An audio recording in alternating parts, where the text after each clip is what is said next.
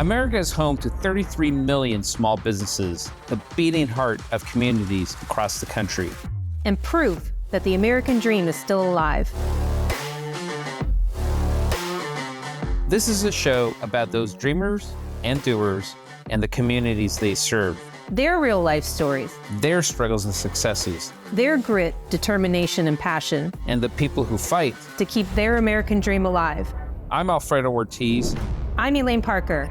And it's time for another episode of Main Street Matters, America's small business megaphone. Hey everyone, and welcome back to another episode of Main Street Matters, America's small business megaphone. I'm Elaine Parker, the president of the Job Creators Network Foundation, and today we're joined by Breitbart's John Carney. John is the economics and finance editor at Breitbart, and of course, the author of the Breitbart Business Digest, which comes in daily. You should subscribe to it if you haven't already, because it is a great newsletter. John, welcome back to Main Street Matters. Thanks for having me. Well, there is no shortage of things for us to talk about. We've got a government shutdown going on. There's the war of the words happening on a daily basis. The Main Street media is buying into the Democrats' talking points. And I just thought we should come have you on and talk about what's going on, because it seems really simple. I thought Speaker Johnson did a fantastic job in his press conference yesterday. It almost felt like I was in court listening to evidence. I mean, it really did. I mean, what did you think about his press conference? I thought it was really good. I think the Republicans have a huge advantage here that they didn't have in past shutdowns, which is, in the past, it was Republicans wanting something added to the spending bills to get things passed. Here, and so that if you just passed what they called like a clean spending bill, then the Republicans were saying, no, we're going to shut down the government. That was one of the reasons the public tended to blame Republicans for those shutdowns, because there was some particular demand the Republicans were making. Here, it's the Democrats making a particular demand. And it's very clear that what they are demanding, even though they deny it every day, is healthcare benefits for illegal aliens. They want taxpayer-funded healthcare benefits to go to people who have not been legally admitted to the country. Now, some of them, they have all sorts of sort of manipulative ways of putting this. They call them undocumented. The reason why they do that, and I've talked about this extensively, is that Joe Biden gave a lot of illegal aliens documents. He gave them parole documents. That doesn't mean they are legal immigrants into the United States. What it means is that the government is holding off on deporting them. Same thing with DACA. Again, remain illegal immigrants, but that have been told, well, we're not going to deport you right away. Those are the people that the Democrats are saying they really want to give healthcare benefits to. Not some guy who's just like wandering around just across the border. That's the only person they'll say is undocumented, right? Because they haven't gotten him a document yet. So the Republicans have a huge advantage, because that's a really unpopular stance that the Democrats have taken. People don't like that. It's unpopular.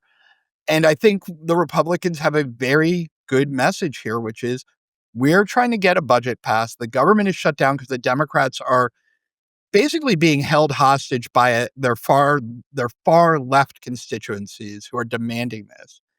And the American people aren't for it. So I think they're going to win it. I've never seen anybody more confident in saying that the Republicans are lying about giving health care benefits to illegals than Elizabeth Warren. I mean, she's literally the most confident politician I've never seen anyone more confident in her position that Republicans are lying. And yet I continue to see actual wording in documents that show that they're going to get health benefits if this is put into the CR. Yeah, it's very strange. The Democrats are not telling the truth about this. The way they have convinced themselves is that they have narrowed down the class of people who count as illegal immigrants in their minds to almost no one. literally it has to be somebody who like crawled under a fence earlier today and goes to a US hospital, right? Like that's their mind of illegal immigrants. If you came here and you were told, well, by Joe Biden, well, we're going to allow you to stay and not deport you. We're going to give you parole. Yes, you were supposed to apply for asylum on the other side of the border, but you got here and we'll let you stay.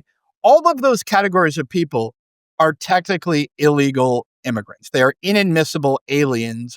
That's the law, the legal way of putting it. They're inadmissible aliens. They remain inadmissible aliens. They have not been admitted to the United States legally. But people like Elizabeth Warren refuse to count them as illegals. And so when they say we're not giving it to illegals, that's what they mean. They mean this tiny fraction of people we're not going to give it to.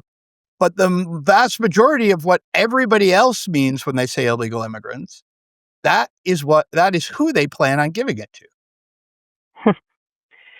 The other thing I wanted to talk to you about in regards to this is the subsidies. And I actually think that the Republicans could message this better, because Democrats keep saying your health insurance is going to go up, in basically implying that we're all on Obamacare and getting subsidies, but we're not. Right. I forget what the number is, how many people are actually on Obamacare subsidies. It's like 15%. It is not a large amount, 16%, maybe 1 in 6. So it is, most people's insurance are completely unaffected by these subsidies. Right. It's actually the opposite. We pay taxes for those subsidies. So when they say they want to extend the subsidies and act as if that is lowering the cost for everybody, obviously it's not lowering the cost for everybody. But what's more is it is actually spreading the cost to those of us who are actually already on non-subsidized plans. And so, yeah, they're being really deceptive about that. But here's the point that I think is being missed, is that the premiums aren't going to go up. The premiums simply are that amount right now. It's just a matter of who's going to pay for it. Is it going to be the taxpayers through the subsidies, through increasing the subsidies to simply paper over all of these increases? Those premiums are what they are. That's right. It's just so it's like we have to decouple that, because it's not about the insurance premiums going up. They've already gone up. The insurance companies are already increasing them every single year by double digits, because Obamacare was created to fail. I mean, this Right. is the inherent, failure of it. But when it's designed to fail, it's doing a great job. It's just Right. No, that's absolutely right. There is, we're not talking about whether the cost of these programs goes up at all, because it will not go up. Or rather, it will go up just like it was going up beforehand. What we're talking about is who pays, how we pay. A huge part of the reason they want to continue the subsidies is because it conceals how broken the program really is. Because it was supposed to be able to be affordable. It was supposed to be providing non-subsidized, affordable health insurance to people. It's not doing that. So therefore, the subsidies that were put in place during COVID were supposed to be temporary, are not. I will say that you could actually sort of split the baby here, to use the old biblical metaphor. I know that's actually not the right way to use it, but look, the thing you could do is you could extend some of the subsidies to American citizens while putting even more safeguards in so it doesn't go to illegal aliens. That might make some sense, but I still think there's a problem with that. In that, as you were pointing out, the costs are still escalating out of control. The system itself is broken and we need to fix that. Maybe we paper it over. Frankly, though, I don't think the Democrats will accept that compromise. I think they really, really do want to provide benefits to illegal immigrants. And so they will reject it, even if Republicans say, all right, what if we extend it only to US citizens or legal permanent residents? They're still going to reject it. might be a worthwhile gambit for the Trump administration to even propose that. Say, look, we'll do it, but only for people who belong in this country, and see how the Democrats react. They'll reject it. I'm almost 90% sure.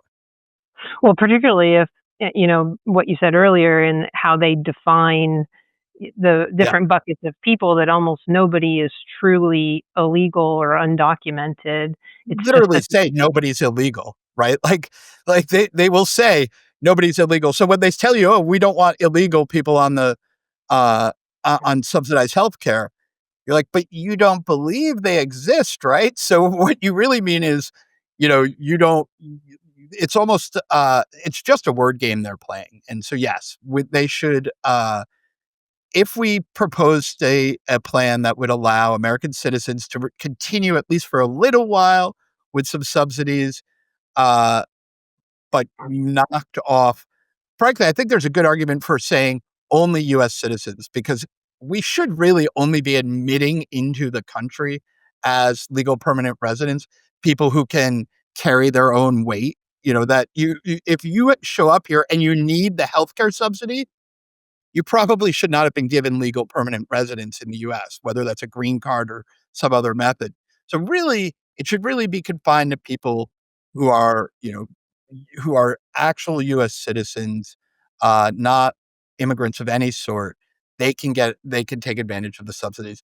And at that level, the people who aren't getting them will be very low. yeah, I agree. It's so frustrating. In terms of, this is just a continuing resolution. Sure, let's debate the healthcare side of things and call them on those issues, call the Democrats on those issues, but not right now. I Right. mean, like, I think Speaker Johnson laid that out so well yesterday. He's actually not fighting the healthcare subsidy battle in the sense, he's just saying, "Hey, I'll talk about that, but let's keep the government running first." And Right. I'm happy. That would be a great thing.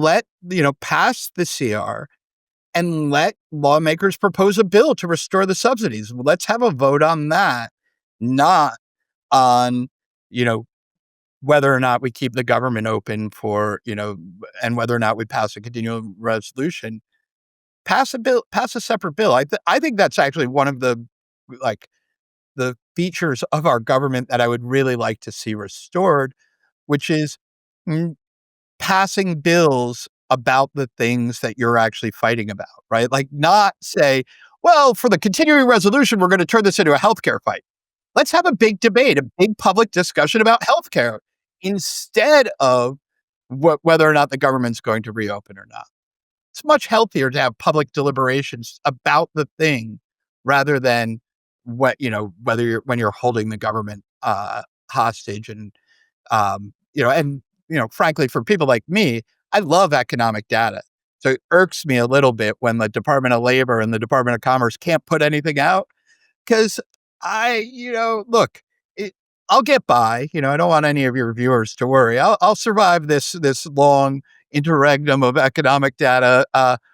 But I'd like to see that stuff, and so I would enjoy for the government to be able to reopen, but not at the cost of caving into the Democrats. So, will we have a do-over on Jobs Day? Like, if the government opens tomorrow, will we have a do-over on Friday? Or Yeah, if it opened tomorrow, we could probably get it out on Friday. They need a couple days, right? Like they'll have to come into the office, turn on the computer, clear off the dust, and get things going again.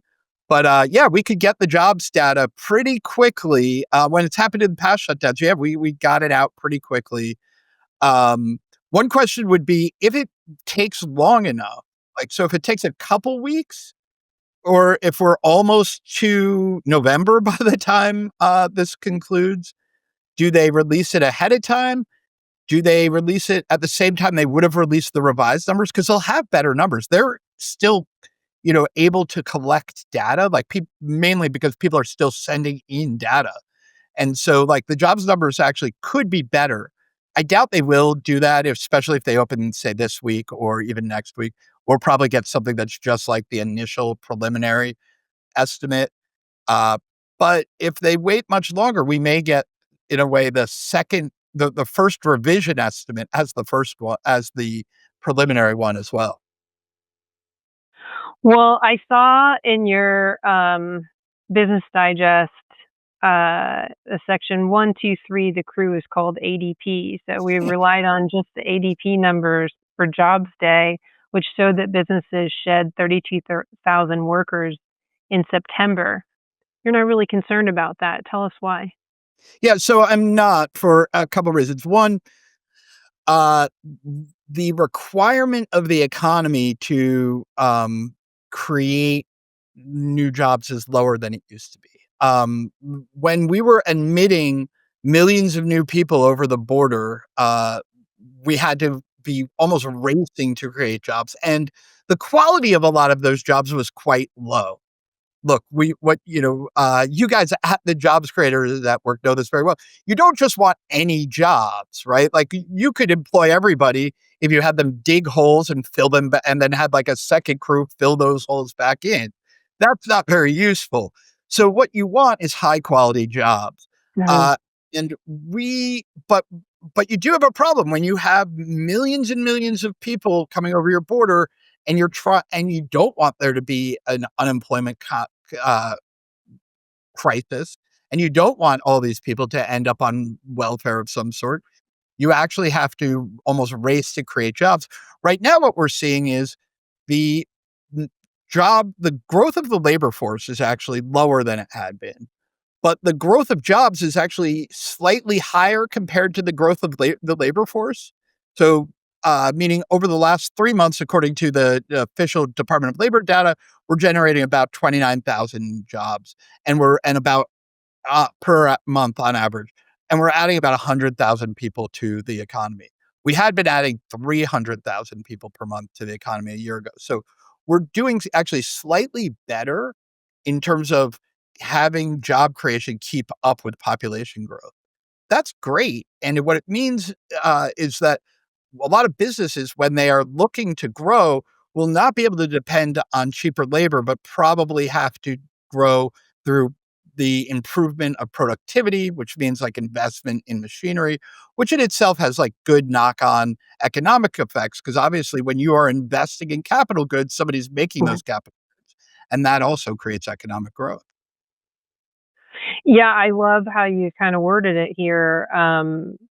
As we've been saying for quite some time, job growth is slowing due to a decline in labor supply. Businesses aren't hiring because the growth of cheap labor has been choked off by President Trump's border security policies. The important takeaway still being missed by most economists and analysts is that labor growth slowing due to decline in supply is very different from growth slowing due to inadequate demand. Low hiring levels no longer indicate economic weakness, and the lack of cheap labor is likely to spur investment and productivity growth. So it's an interesting perspective to wrap your head around when we do Right. always look to job growth for economic strength. Right. And because usually it's a really good measure. And particularly, we went through this long period beginning right after the financial crisis, in which the economy was fundamentally not generating enough jobs. We had relatively high unemployment for many, many years, and and this was the crisis. So our minds very much are still focused on this.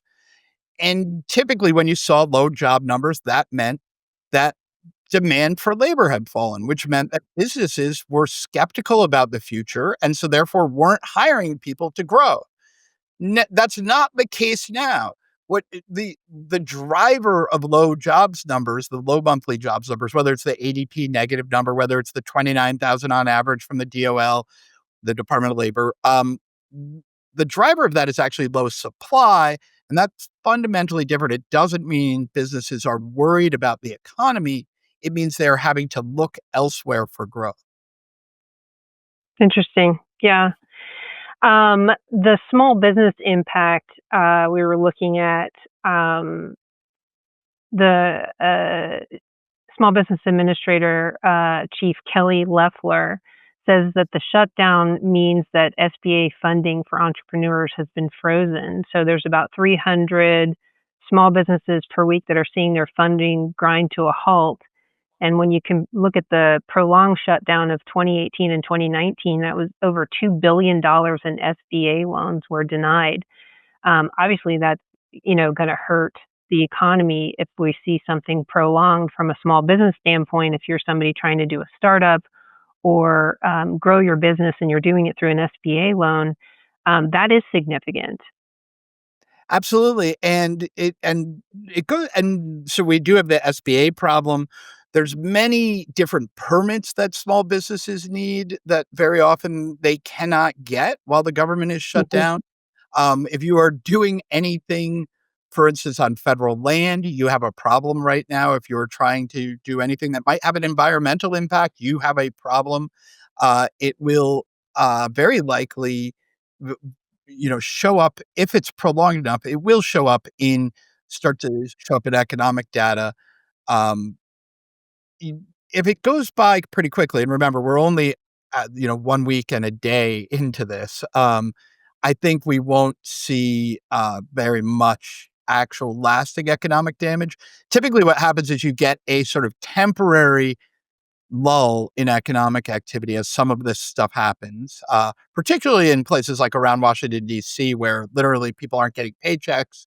This week, I think, is going to be the first week, if we get through the end, that people won't get paychecks. So they cut back on spending a little bit. But that typically all comes back pretty hard when the government reopens, because then the checks start to go out. But as you were saying, look, if you're a small business and you need this money now, being told, "Well, don't worry, you'll get it 40 days from now," isn't a very comforting thing. We often don't have 40 days before our bills come due, so it can be a problem. But the biggest impacts tend to be made up for once you come out of the shutdown. Broadly speaking, what do you think the shutdown? How do you think the shutdown could actually reshape voter perception of economic management in both parties? Yeah, I think that this is showing that the Democrats are pretty unserious about the way they handle the budget and the economy. I mean, look, if you ask people like what I think the Democrats have this problem more broadly. If you ask people, what is it the Democrats stand for right now economically? There's no clear message at all. Right now, they say this is a fight about healthcare premiums, but as we were discussing, it's fundamentally really a fight about healthcare premiums for illegal aliens, for subsidized healthcare for illegal aliens, not most people's healthcare. It doesn't even affect most people's healthcare. So the Democrats have a messaging problem here, and I think it may force people to reconsider whether or not they can be trusted on economic matters, which is a bad thing if you're a Democrat. We're a year away from the midterm elections. They need to be building credibility on the economy, and I think, frankly, this is hurting them, and they're losing it. Which is one reason it might not last long. I mean, they may realize, like, "Oh, this is making us look like clowns. We need to stop this." And so they may back down. How do you? I mean, there's no talks going on that I've read anywhere. How do they back away? You had a suggestion on on the Republicans offering something just to call them on their bluff, but how do the Democrats actually back away from this without really looking like they've lost or having the left just wallop them? Well, that's the real problem they have, is that they have a maniacal left-wing rump that will not let them back away from even the most extreme positions. Chuck Schumer is scared to death of a primary from the left, from AOC. And, she is doing things to taunt him, giving tours of the Senate building, for instance. That was, like you see that video, it's pretty amazing. She's basically saying, like, I think this is going to be my office in a few months. You know, I mean, that's really so pretty aggressive. So they are very scared of their left flank, and that really inhibits them from being able to make a deal. I think actually the Republicans should really not hold out too many olive branches, because the I think the Democrats are losing the public debate here and will have to come around eventually. And if the Re- if the Republicans start to give too much, the Democrats will sort of rally around it and take it as a victory. It will actually probably extend the shutdown because the Democrats will think they're winning. You really want to drive home the idea that the public is not happy with the shutdown, that that they see that the Democrat demands are behind this, and that the only way out of it is for the Democrats to give up on their demands. Hmm. Uh, it's hard for me to see them just backing away with no win at all. And personally, I think if AOC is going to primary Chuck Schumer, she's going to primary him. It doesn't matter what he does right now. I agree. I think that Chuck Schumer should actually most likely realize that he should challenge her on the merits of this, right? Is say, hey, you know what? I mean, if you want, I have old tapes. You can find them on YouTube of Chuck Schumer. I grew up in New York City, of Chuck Schumer talking about how we should not give welfare or illegal or benefits of any sort to illegal aliens. Chuck Schumer was not always bad on this issue. He should actually confront her on the substance. I think he would win the election, even in New York. Remember, New York State is not just Manhattan. It's Mhm. not, the left-wing neighborhoods of Brooklyn. It's not just AOC's constituency. It's a big state. There are many people in upstate New York as there are in downstate New York. Sh- He can, I think if he challenged her back and said, I don't think we should be doing this sort of far left, uh, give away benefits to anybody who walks over our border policy, I think he wins. And that would actually, I mean, look, I'm not here to give advice to the Democratic Party or the Republican for that matter. But I will say, I think that if the Democrats want a chance to be a serious majority party in the United States, they have to be willing to face down their left wing who are proposing all these crazy things. Donald Trump won on immigration and inflation for the most part.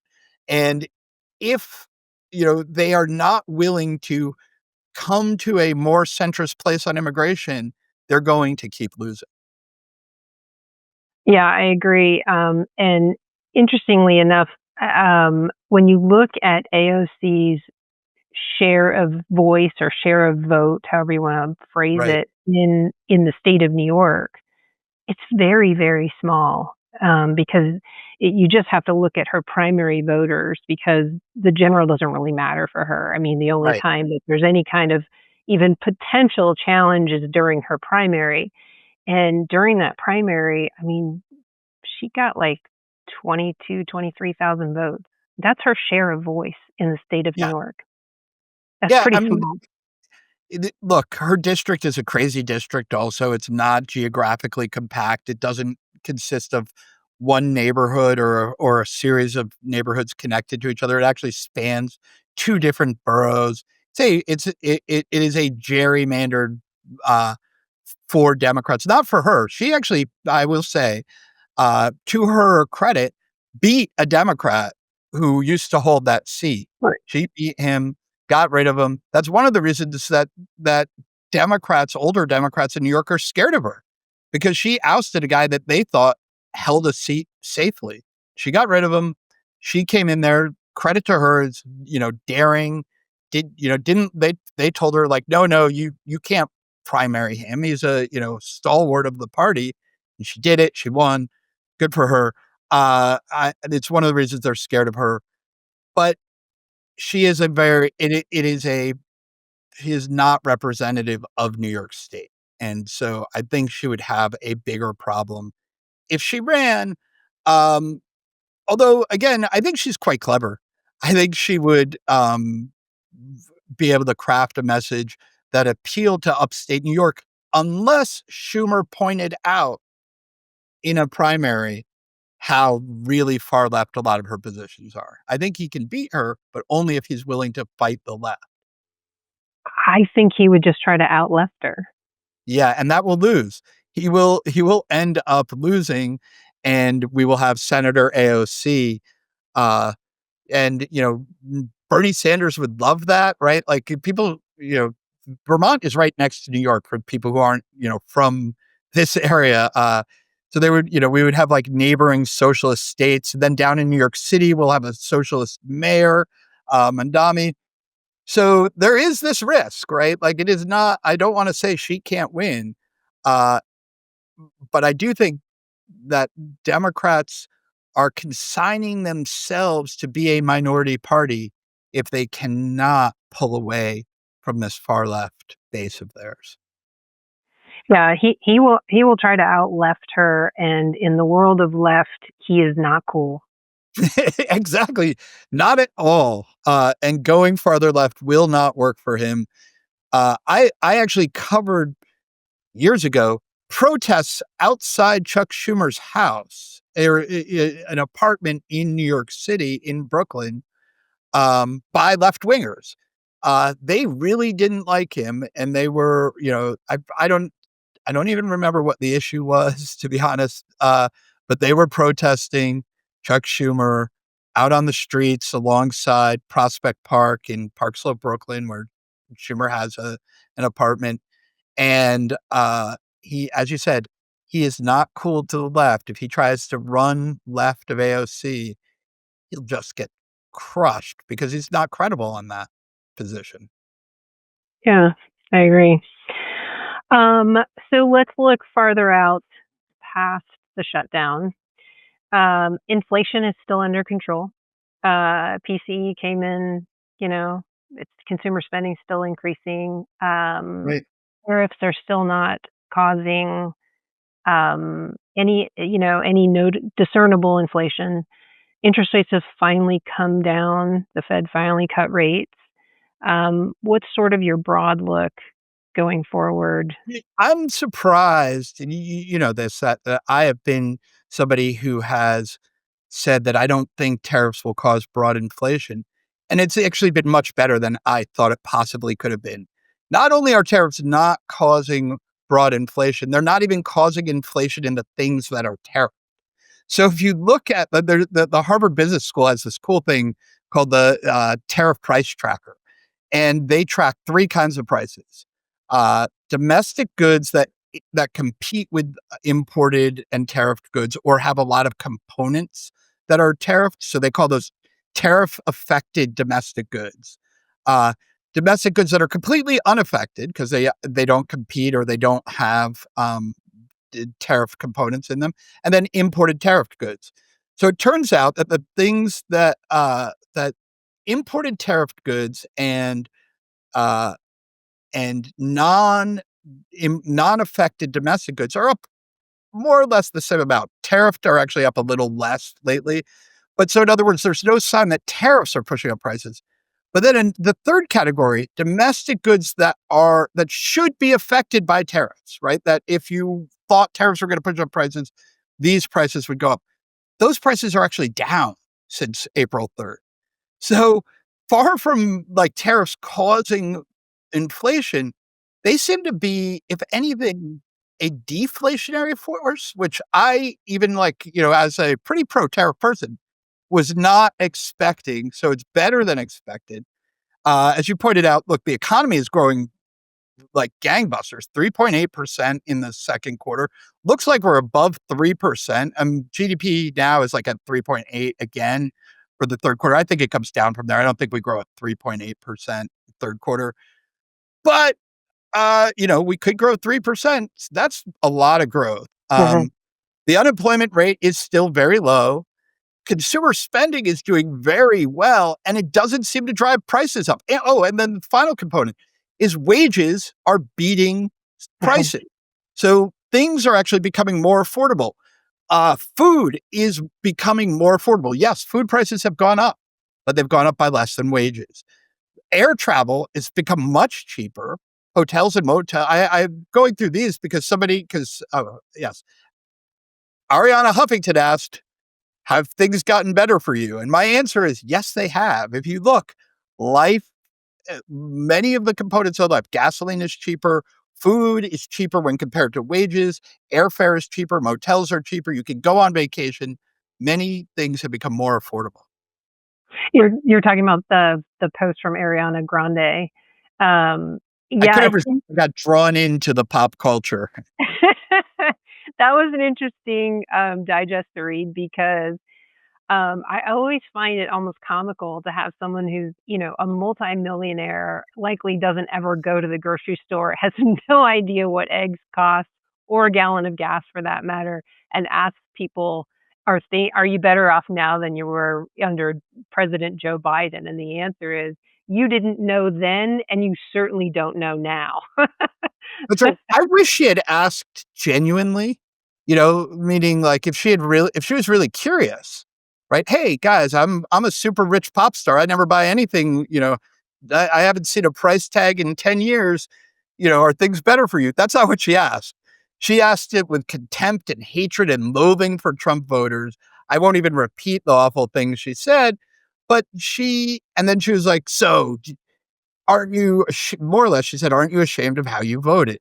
Right. And so what I did is I went through in this post for Breitbart Business Digest to point out actually things have gotten better. And if you look at surveys, people who voted for Donald Trump are much happier with the economy than they were beforehand. So the answer to her question is yes, Ms. Grande, we are happier. Yes, yes. It was actually a really funny digest to read. So I highly recommend it. Well, with that, with our ending on pop culture, tell everyone where they can go to read more of your writing and sign up for the newsletter. Sure, absolutely. Go to Breitbart.com/newsletters. There's a whole bunch of them. They're all free. Sign up. Mine is called the Breitbart Business Digest. Comes out every day. We do deal with pop culture sometimes. We have the latest about Taylor Swift's album in there. We have Ariana Grande. We probably are going to have even more pop culture and maybe some actually more high culture stuff in there coming soon, because the government shutdown has meant less data to talk about. So I'm going to talk about Macbeth. I'm going to talk about theoretical physics. There's going to be a lot, and all with an economic angle to it. So there will be a lot there. And of course, everybody can follow me on X. It's at Carney, Carney. Love it. Well, I'm looking forward to more pop culture. It'll obviously fill in the loss of the vacuum of no economic data to talk about. Well, John, thanks so much for taking the time to join us on Main Street Matters, America's small business megaphone. And thank you all for taking the time to tune in. Main Street Matters is part of the Salem Podcast Network. New episodes debut every Wednesday and Friday. You can subscribe to the show anywhere you get your podcast from, and we'll be back soon with another episode. Bye for now.